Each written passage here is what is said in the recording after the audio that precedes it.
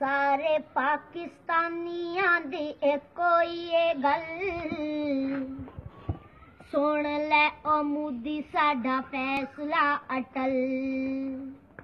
तोड़ देना है असा हिंदुस्तान तोड़ देना है असा हिंदुस्तान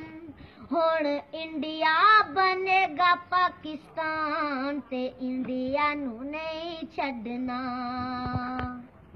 ओ सुन लै ओ मोदी तेनू मोदा पावांगे लित्तरां दे नाल तेनू फेटा लावांगे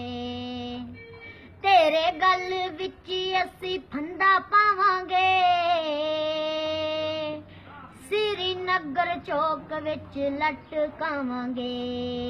तेरे जुल्मां दा कर्ज चुकान तेरे जुल्मां दा कर्ज चुकान तैयार बैठे ने शेर जवान ते इंडिया नू नहीं छड्डना कन्न खोल के तू सुन ले हिंदुस्तान कन्न खोल के तू सुन ले हिंदुस्तान पण देना तेरा मंत्री प्रधान ते इंडिया नू नहीं छड्डना क्यों लाल किला श्रीनगर भुल गया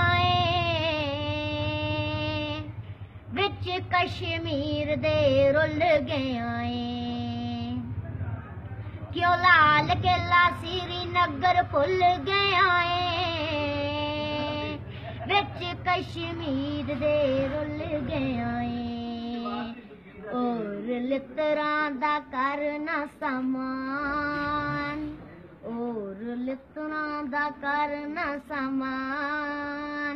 तू मंत्री आपा में प्रधान ते इंडिया नू नहीं छड्डना